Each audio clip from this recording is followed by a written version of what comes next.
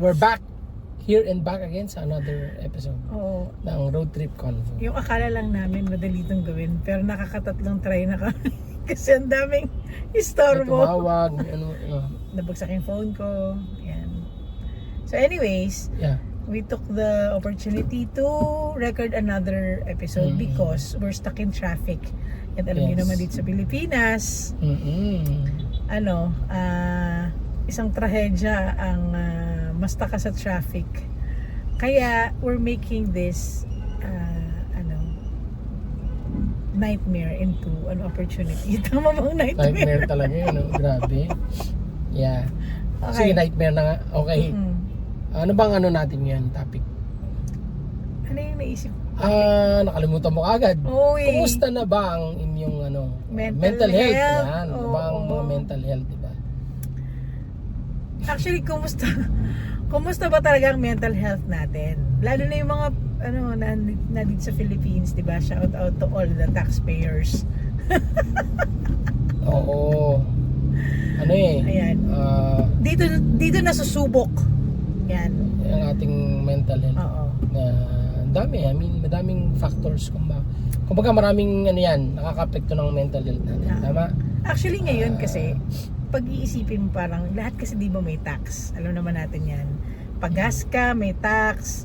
Kumain ka, may tax. Yun nga. Pero that's, mental health issues sa, tawag dito? Social issues. Yan. Society, pero government. Kaya nakaka-affect ng mental health natin kasi everyone is affected talaga. Alam mo yun? Parang, hindi mo lang parang iniisip nung personally nung nalaman ko about yung nangyayari sa tax natin na nako-corrupt lang, it affected my mental issue in a way na parang it made me parang think na parang shucks, lukuhan, parang it's been, alam naman natin na may corruption talaga, but it's this deep talaga, di ba? And it's blatant. Very blatant na yung pangungurakot. Lalo pat naglabasan pa yung mga post ng mga nepo babies. Yan, nakaka-apekto rin sa atin. Sa work yan. Ayan. Marami ring nakaka-apekto sa mental health natin. Yung boss mo na mapag-utos. Diba? Malaking yung mental, napakalaking sakop niyan. Hindi lang yung politics. Yung ka-office mate mo na kung love life, basically relationship yan. Relationship issues. Marital. Marriage yan. Totoo yan. Part yan. And kahit sa siblings mo or kahit sa siblings. Ikaw, anak ka, parents, diba? Or kung anak ka, kung nanay at tatay ka, yung mga anak mo. Kung mga anak naman kayo, yung parents naman ninyo or siblings ninyo. Yes, so, exactly. Pakiramdam ko everybody is having this on and off actually. Hindi naman siya yung parang laging andyan. Pero of course, pag laging andyan kasi, it's a cause for alarm na yun. Yeah. Diba? Yeah, basically mental anxiety, worries. I think lahat naman ng tao nagkaka-anxiety, nagkaka-worry, tama? It's but normal. It's a test of you being human. Ang tahanan, kung ikaw lang single mother, yan yung mga estudyante, lahat yan affected ng what you call this, affected ng mental health. Issues. Yeah. So, alam mo, dati nung 80s, wala namang ganun. Diba? Kaya na lumalabas na yung edad namin, no? Diba? Wala naman, hindi ka naman affected ng mga ganyan eh. Actually, we didn't know what it was called. Yan. Exactly. Hindi namin alam na meron palang ganun, na mental health. Akala namin parang, there's physical health. Diba? And akala namin, yun lang yung kailangan nating i-consider, diba? Correct. Na lagi, na parang pag kunyari lang, no? Asawa, binubugbog ng isang asawa. Yan. So parang, pag nakikita mo yung pambubugbog, pag may mga pasaka na, pag meron ka ng mga bruises and cuts and all, talagang i-report ka na, diba? Yes. Pag mga bata, binabatter ng mga parents, diba? Physically, bantay bata yan. kaya nagkaroon ng bantay bata. Kasi physically, nakikita na. Na-abuse. Pero, there's different kind of abuse rin pala that causes mental health breakdowns. So, talaga, maraming factors ang mental. Dati kasi pag nung dati wala, yun nga, sinasabi na anxiety, depression, parang dati ano lang yan, ipapagpag mo lang yan, itulog mo lang yan, di ba? Ganun dati. Iiyak mo lang yan. Oo, tsaka parang pag dati 80s 90s pupunta ka na psychiatrist, baliw na tawag sa'yo. I mean, di ba? Ngayon it's actually, accepted hindi fact. uso yung psychiatrist sa Yun, atin, oo. di ba? Hindi, ngayon nga, I mean dati, psychiatrist would be, Your friends. no, it would be Mandaluyong, di ba? Kaya nga, di ba, yung Mandaluyong kagad, pwedeng ano umiyak eh, muna sa sa mga kaibigan. Mandaluyong, tama ba? Yun ba yun? Yung Mandaluyong sa loob o sa labas? Di ba? May Yan. joke na ganon.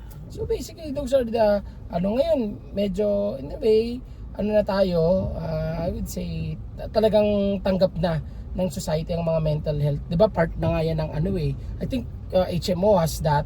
Mga HR ng mga companies would really have yung parang mental part na health ng breaks. yan. Even schools right Oo. now. Kasi nung dati, 'di ba, pasok lang tayo ng pasok, 'di ba, pinipilit mo yung mga bata na aralin Pumasok ka ganun. aralin mo lahat ng kailangan Kinampat mo aralin. sa brain mo yan. Oo. Tapos nagkakaroon na, 'di ba? Dati parang and I would say forgive me for saying this, pero feeling ko medyo matitibay yung mga nandun mga tao. Hindi kasi ngayon, syempre ngayon siguro, I don't know, with the times din nagbago, social media and all, with technology, parang na tayo, basically aware. Uy, parang hindi na tama tong health na nangyari sa mental health. Which is but good. Napapagod. Yeah. Which is but Na-acknowledge natin. Dati kasi Oo. hindi na-acknowledge yun. Hindi, dati kasi sinishove natin parang Oo eh. parang napagod na ako. Hindi, kaya mo yan. Sige. Sige pa, push pa, 'di ba? Parang to the extent na yun nga nagkakaroon na ng stressful factors. Hindi lang sa physical mong attributes or pero na pala siya talaga. Kaya pala lagi kang nahihilo, nasusuka, nagma-migraine, vertigo. Ako, lahat present yan lahat sa akin. So, kaya pala nagkaroon ng ganun. Kasi, you're trying to shove it down, keep it in, toughen up every time na parang sasabihin mo, hindi, kaya ko to, maliit na bagay lang to. Oh, yes. Katulad niyan, nakaka-mental health yung mga sumisingit at hindi alam kung nasan yung linya nila, di Hindi ba? pala siya, pero nandito siya sa gitna, pero pupunta pa siya ng, yan, mental health yan, ng mga driver. Sa kanya, poor mental health yan kasi hindi niya alam kung saan siya pupunta. Anyways, ayun. Ayan, dyan nasusubukan naman ang sarili mong mental health. Di ba? Yun eh, parang. Anyways, ayun. So, I think, yun yung mga right now, accepted fact, and then there are safeguards para para ma-take care yung mga mental health issues ng mga tao, tama? It's Actually, more of, nag-start na maging known lang yan sa atin sa Philippines. I think during the pandemic. Tama ba ako? Kasi, although meron ring mga cases even before that, hindi pa ganun ka-accepted, hindi pa ganun, it's a taboo to even talk about it. And, frankly speaking, malawak itong topic na to kasi, well, personally, meron ako mga personal stories na talagang to share about yung mental health. And I'm really glad na dito sa Philippines, meron palang mga institutions, meron mga individuals na nag-help, may mga foundations na nagpo-focus na rin sa mental health natin to help us cope with those things. Isa sa mga mental health na mga pinagko-cope up natin ngayon is, sabi nga nila, healing the inner child, di ba? Laging laging nakikita ko yung post na yan pag nasa Facebook tayo kasi parang pag nagta-travel, hina-hashtag yan, healing the inner child. O kaya pag bumibili ng gamit, healing the inner child, di ba? Or kapag kasi marami daw tayong brokenness. Nung when we are parang basically bata pa, mga bagay na inasam natin na yun, part yun, hindi natin na-commit basically na-attain. So when we grow up, yun yung mga parang natin. 'Di ba? It tells about our personality din. Uy, gusto ko ng ganito kasi hindi ako nakabili ng bata ako. Alam mo 'yun. Gusto ko ng ganitong bag. Uy, yung time natin trapper keeper. Oh Ayan, my God, 'di ba? Yun eh. Ayan. Tapos meron ding kailangan rin nating i-heal yung paano tayo makipag-communicate actually. Kasi minsan yung meant well naman, di ba? Kaso lang, the way you were spoken to nung bata ka, parang pasigaw or Yes. tumahimik ka lang or don't Oo. express yourself, di ba? So, dumarating sa punto na pag adult na yung mga pinatahimik nung dati, parang there will be times na hindi kayo marunong mag-express ng sarili niyo well because yun nga, you were parang minute kayo parang hindi importante yung mga sinasabi ninyo. Yun. At marami pang iba. At Yes. marami pang iba. It's a very kumbaga yung topic ng mental health. We can really go on and on about it. Dami, oo. And discuss a lot kung ano yung mga pinagdadaanan ng mga tao. Pero katulad yan, simplihan lang natin. Kapag bumabagyo, Mm-mm. 'di ba? Nakaka-anxiety yung baha. Yan, oo. Lalo na sa mga naapektuhan ng mundo yun. Kasi sana tayo doon, di ba? Parang gano'n. Di ba? Yun yung ano doon. Sa atin ang tagal natin bago makaget over noon. Oo. It took a lot Karoon of ng mga parang mental health issue yung mga tao, ng mga lalo na sa mga low-lying areas, Oo. basically. Yun yung na every time na lang na malakas ang ulan or tuloy-tuloy na umuulan. No? yun, oo. We would like parang hindi kami makakatulog. Yes. Yun yung isa sa mga effects ng namin, ng pagbabaha, 'di ba? Mm-mm. So naka-affect rin yun sa trust namin sa system ng government and sa system ng kung paano ba hinahandle yung mga areas, 'di ba? Oo. Exactly. Yun. Meron din mga mental health issues na because natakot ka nung bata ka. Yes.